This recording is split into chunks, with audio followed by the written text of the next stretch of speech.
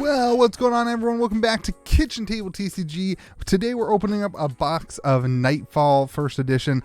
Justin, I have to apologize. I started opening this box, and my microphone wasn't recording, and it didn't record any of the audio from the beginning. So we are 3 packs in. You haven't pulled anything great. I apologize. Justin is the awesome dude who went to St. Louis. Sorry, went to the Piazza Bird monument, the Piazza Bird. I don't know what you call it, artwork in Illinois for me to do the giveaway, and I wanted to give back to him and do a box opening. There you go. You got yourself a lightning split. Ooh, some printer line going on in that.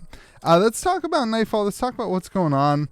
Let's talk about the market a little bit. Let's talk about we're gearing up for Cryptid Nation Second Edition. I'm actually going to have, hopefully this week, for patrons, have the Cryptid Nation Second Edition pre-order kind of started. Lightning Alley, I love that card. I love the boats in that one. And there's a lot of stuff going on, so let's have a chat. I think the market has received Nightfall pretty well. I think we didn't see a kind of crazy cratering in price down to even MSRP.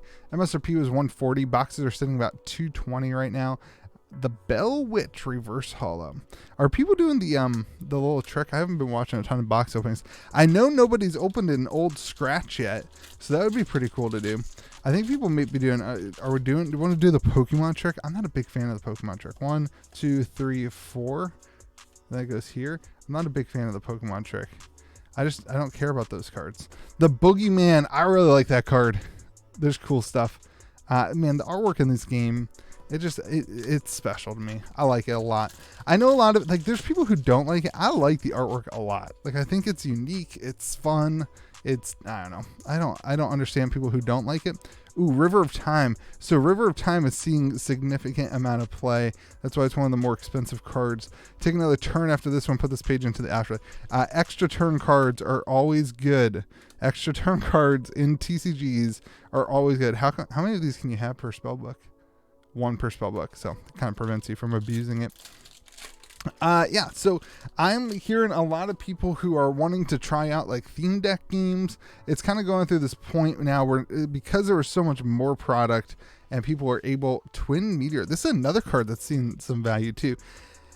Because the cards are so much more accessible, I think there's more people who are like, no, I don't want to just sit on the boxes. I want to try the game out. And so I've had a decent amount of people ask me to run some theme deck events, which I think we might start doing in the Discord server here in a little bit. There's a Walla Lake crustacean and a Potion Seller, another card that I'm hearing a lot about. I have not built any decks with Nightfall yet. I did build a Cryptid Nation deck a couple months ago that I didn't get to really try out or anything, but I have played the theme decks pretty predominantly, and it's Oklahoma Octopus. It's fun to play. I like playing with the theme decks. They're not super balanced against each other. I don't think that the theme decks are incredibly balanced. There's definitely decks that are stronger than one another. The one actually with these air rods that I played, it's pretty powerful. It's also it's fun. It's just a random, there's a lot of randomness. It's a lot of fun.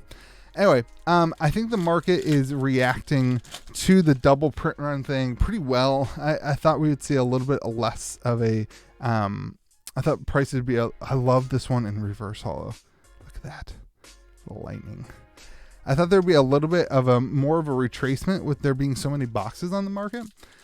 But it seems to have gone. It went from 300, I think was the max. Maybe 290 was kind of the max of the eBay prices, and it's down to 220. And MSRP is 140. So that's still a significant amount above MSRP. That tells me that the market, now it's been 3-4 weeks. The market is reacting and receiving it pretty well and absorbing enough of the product that.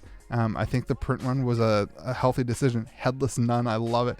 And the full foil Potion Seller. All right, and then we got a Wendigo non-foil. These are still holding a couple bucks. I have not been following the volume of sales, but we have been tracking the prices every week. And, I think the prices are starting to level out a little bit, just like the box prices. They're starting to level out, and not the week-to-week decreases aren't as strong. Another Twin Meteor. That card is one of those ones that's not the kind of target for the collectors, but is seeing some decent value. Old Scratch, I haven't seen a sale for in a while. It doesn't seem like a ton of them have popped up. I think Mike said there's 100 of them. It would be amazing to pull one of those on camera. Somebody from our Discord server actually pulled one. Shout out to Lauren for pulling one. The Dover Demon from Dover, Massachusetts. I know all the Massachusetts cryptids. I know the West Virginia cryptids pretty well, obviously, being from West Virginia. The Ohio cryptids. I didn't actually know Loveland Frogman until Metazoo. It was cool to kind of learn about that. That's one of the things that Justin actually said in his video, that he, that he thinks that one of the big selling points for Metazoo is that people can connect so well with their local cryptid. And I always thought that's really cool, and a really great way to see a game grow as a result. The Old Books Crying Tree. Every RPG needs a talking tree. So the big news that's been going around is some of the NFT chat has gravitated towards potentially a digital game. This was in the Discord this past week. And it's kind of interesting to see that kind of happening. I think that a digital Headless Horseman, not foil, a digital version of games always helps the market grow in terms of like people getting to know the game. And then, they're like, oh man, it'd be fun to play this at my LGS. And then they get their LGS involved. I think there's a lot of dynamics there.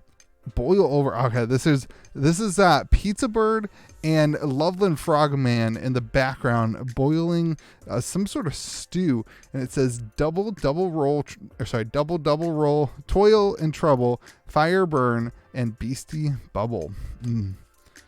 I do think, like, for me, some of the excitement for this set weaned off after Halloween. Like, I think I was super excited because of Halloween, and that's, like, I think okay and normal. Born from the Earth. This is my favorite card in foil, the Prism Beam. I just think, like, it had such a hype around, like, Halloween, and it's like a Halloween themed set. Like, that was a genius marketing strategy, and I loved that. A full holo Grim Reaper. That's like a $32 card. Man, all right, this card in gameplay, I have tested this out a little bit. It is super fun. Like, I love the idea. If you hit with the Grim Reaper, it, like, your opponent dies. It's a 9 cost, so, like, you're never getting out. It takes forever to get it out. And then if you hit with it, your opponent dies. And it's just so difficult to get it off. But like, if you are able to pull it off, it's, like, super fun. I've been, like, just kind of throwing it in every now and then to a couple of the pre-con decks that can do it. It's just fun to test it out and like try to get that win with the Boogeyman again. Gosh, that artwork's cool. I said this before, like, look, the space poster in the background and the Mothman. Good stuff. I don't even remember what we were talking about. Oh, Halloween. And then we got the Christmas promos coming out. There's a million Metazoo products. I love it. We got the Christmas promos coming out. Ooh, a reverse holo Grim Reaper. There we go. Reverse holo Grim. There's a million products. We got Walmart starting off soon. We've got second edition release. It'll be super interesting to see how the market reacts to second edition. The Red Ghost. The market reacting to second edition is going to be a huge tell for the success of the game, in my opinion. And keep in mind, like, the market in overseas is going to get some of that product, and I think that's really cool too. I get messages almost daily from people. I send a ton of my bundles. By the way, this playmat is the only playmat that got double stamped. Look, see how it's like kind of blurry? It got double stamped at the printer. Injured Cold. Yeah, like, I get messages like literally daily from people overseas asking if I can send them more Metazoo, and that surprises me, honestly. It surprises me because the current Cryptid Nation cryptids, and that's the block that we're in, are all United States based. Ooh, the Headless Nun, there we go. Are all United States based? So I didn't think that there would be that kind of demand. Anyway, I hear that a considerable amount of the second edition print run is going to some of those, like, they just announced a major, I can't remember the distributor that distributes Pokemon in Europe is now working with them. So there's going to be a considerable amount going over to overseas. And so I do think that will absorb a chunk of the print run. Obsidian Obelisk. This box is not super good. No Mothman, no Wendigo, just the Grim Reaper. Yeah, we need some spice here. Give us the spice, especially that the first 3 packs got missed on camera here. Give us some spice. All right, Guardian Angel. There's a reverse holo Guardian Angel at least. That's a cool card. All right, here we go. Anyway, so hopefully the market will absorb some of that. My hope is that more and more people are able to get product at MSRP, because at MSRP this product is so much fun to enjoy and to open. And if you're not having to fight and you don't have to worry about keeping your boxes sealed and that kind of stuff, I just want more and more people to be able to enjoy it and not like think about it just as a purely financial thing. And I think with Nightfall we're starting to get there, and with my favorite, Abduction. Listen, I've been watching Yellowstone, which is a TV show, and it's like on a farm, and I always think about this card whenever I'm watching. I don't know why. There's no aliens. There's no aliens in Yellowstone, just farmers and ranchers. But I always think about it. Abduction, like that South Park episode is like one of the first. Oh, a Righteous Reckoning. There's like a $20 card. Full holo Righteous Reckoning. That card. Again, some of those cards they're seeing, the people who are playing around the kitchen table, the people who are enjoying it. Those are the people who are buying up those cards, I think, on TCG Player. Getting scooped. All right, and the Hope Diamond. All right, we got 1 pack left with no Mothman and no Old Scratch. All right, come on, Wendigo pack. Give us the Mothman. We need a Mothman. Give us the Mothman. All right, let's see what we get. Let's see what we get here. Just a permafrost. Bummer. Well, Justin, thank you so much for letting me open a box. Sorry that the first 3 packs got missed. We did pretty good. I mean, we got a Righteous Cleansing, an Abduction. We didn't do super good. Just the Grim Reaper. That's a good one. Just the Grim Reaper. This set's really fun. I think that this will age pretty well. I think the set's fun to open.